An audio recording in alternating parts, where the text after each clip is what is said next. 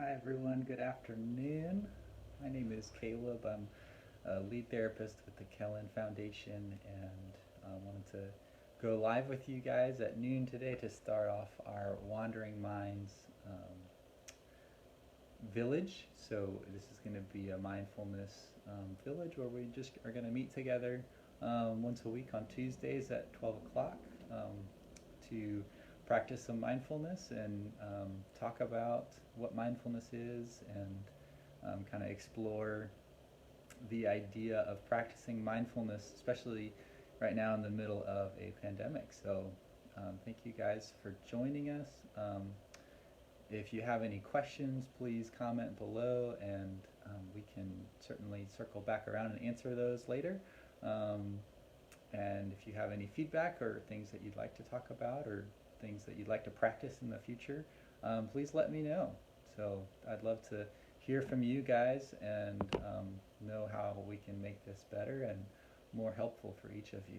So really would love to hear more from you guys about that. So for the first episode of Wandering Minds, I would like to just talk about 5 facts about mindfulness that I think would be really helpful for us to kind of talk about, to lay a foundation and kind of get an idea of where we're headed next. So the first fact to me that I think is really important when we're talking about mindfulness is just to define what mindfulness is. And what mindfulness is to me is just being present. So the first fact is just being present, and that's all mindfulness is. It's just, can you sit here and be in the moment and check in with yourself and know that you're okay right here in the moment. And I think that's a really important thing to practice, which can be really uncomfortable sometimes, right now actually. It's not always easy to be present in the moment. Maybe you've got kids at home that aren't in school and they're, can be stressful, or maybe you are not getting as much work as you need to right now. And so sometimes being in the moment can be really uncomfortable, and that's also what mindfulness is tolerating that discomfort and being present in that and staying in the moment, not distracting yourself and going to social media or other things, which are, all of those things are wonderful and good distractions and things, but sometimes we need to be in the moment, and that's what mindfulness is just letting ourselves slow down and take it one day at a time and stay present. So first fact, mindfulness is about being present, so just staying in the moment. The second fact is that it can be simple. It doesn't have to be a complicated exercise. It doesn't have to be about imagining yourself on the beach or on some other kind of fantastic vacation or anything like that. It can just be taking some deep breaths in and exhaling slowly. And that's actually what we're going to practice today. But it's important to just remember that it can be simple. It doesn't have to be a complicated practice.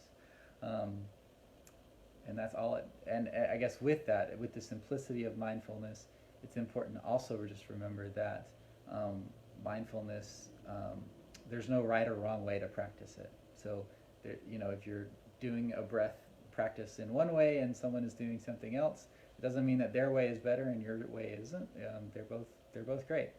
So number 3, the more you practice it, the more effective mindfulness can become. So just like we exercise our bodies and try to make them stronger, mindfulness and practicing focus and being present is exercising our minds. And so the more that we do that, the more able we are to do it better the next time.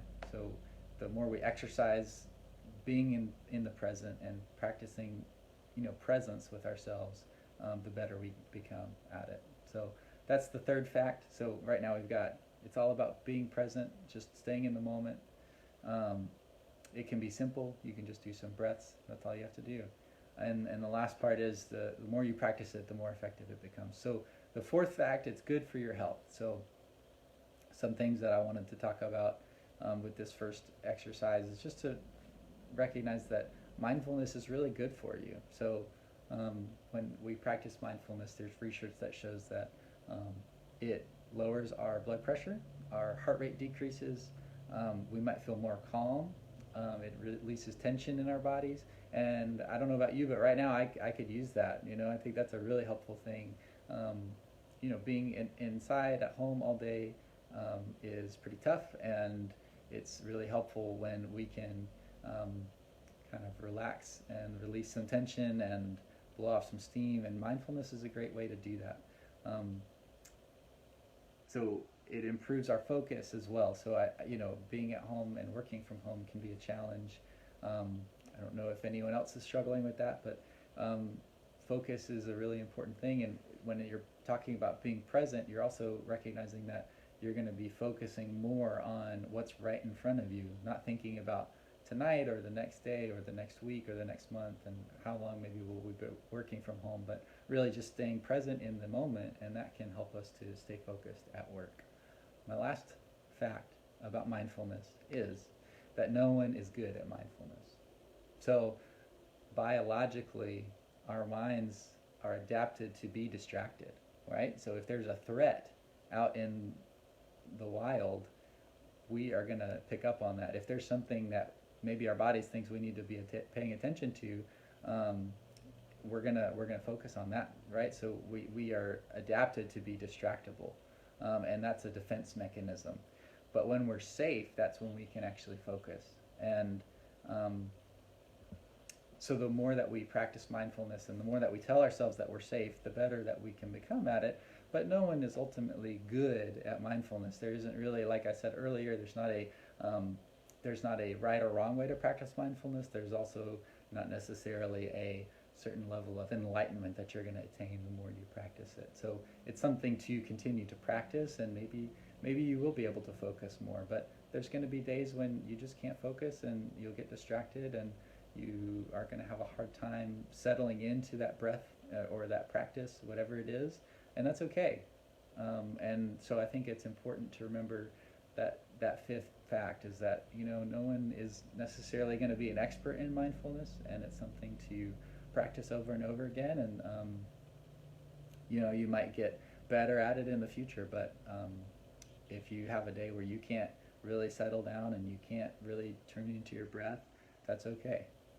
So no one is good at mindfulness. It's kind of a spicy take for you, but I think one that's comforting for me to remember is that, hey, like if I am not able to focus on what I'm trying to do in the moment, that's okay, and kind of adjust things and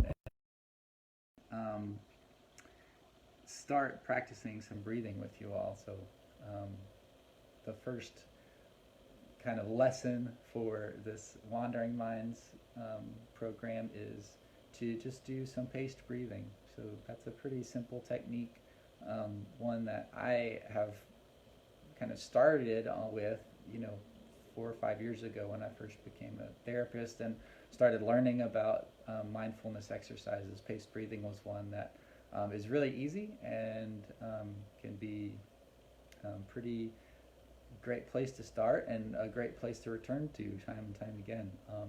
So all that it is, paced breathing, is just counting your breath. So it's pretty straightforward and something that I think can be really helpful for us when we're starting out is to start with something that's really simple. So paced breathing is just counting your breath, and I'd like to talk about how to get settled into a mindfulness practice, and then I'll talk about paced breathing, and then we'll practice it, and then we'll be done. So first, what I usually encourage folks to do if you're going to practice some kind of breathing, you don't always have to do this, but it can be really helpful to make sure both your feet are flat on the ground. And we'll practice some grounding techniques in the future and just tuning into your body. But for right now, just noticing that your feet are flat on the ground can be really helpful to kind of feel more settled and more comfortable with your breathing and your mindfulness practice.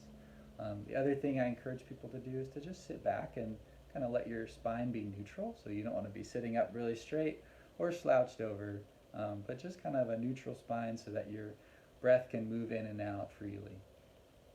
The other thing I like to encourage people to do is just to notice, for me personally, my shoulders. I carry a lot of tension there, and so I encourage people to notice their shoulders and take a breath in, and then when you exhale, just let your shoulders relax. So paced breathing is counting your breath. I said that already. And um, what I ask people to start with is to count to 4 as you inhale and then count to 8 as you exhale. For some people that might be too long, and so you can do counting to 3 as you inhale and then count to 6 as you exhale. That's perfectly fine. But either of those options are great. You can even extend it if you want to count to 5 and then exhale to 10. Like I said earlier, there's no right or wrong here, and there's a lot of different ways that you can count your breath. So the underlying purpose is to just be in the present moment, like I said earlier, and to just focus on what you're doing and focusing on your breath. So if you guys will join me in just putting your feet flat on the ground, letting your spine come to a neutral position. Go ahead and take a deep breath in and exhale slowly. Maybe notice your shoulders and roll them back a little bit to relax and release any tension. And when you're ready, I'd like you to count to 4 as you inhale. And then count to 8 as you exhale.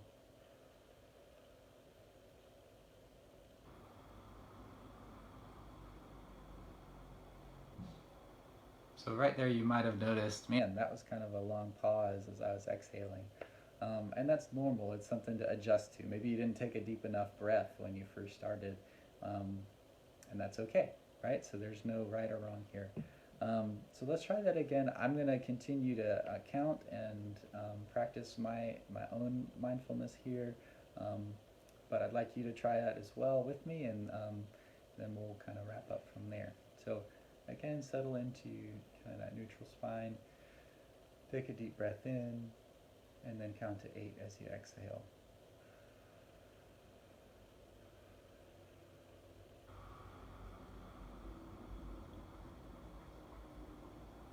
And inhale, counting to 4. And exhale.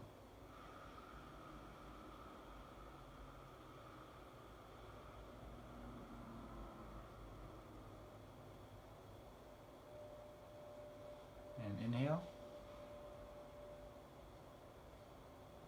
Exhale.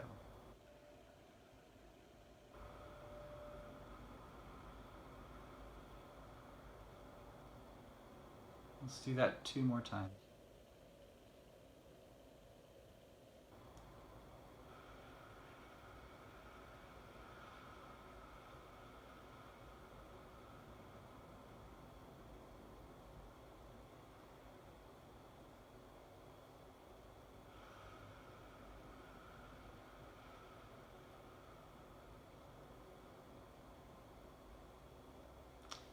When you're ready, you can open your eyes if you close them. You don't have to. I hope that was helpful for you. If you have any questions, again, please comment below or message us directly, and we'll be sure to get back to you. So that was paced breathing. I hope that was helpful for you. Very simple. Just count to 4 as you inhale, count to 8 as you exhale. I wonder if as you were breathing, your mind might have wandered. You might have been thinking about lunch or what you have to do this afternoon. And I hope that as you were doing that, you were able to try to bring your focus back to just thinking about your breath. We'll talk about more of that next time, but I hope this was helpful for you guys. Thanks for checking us out.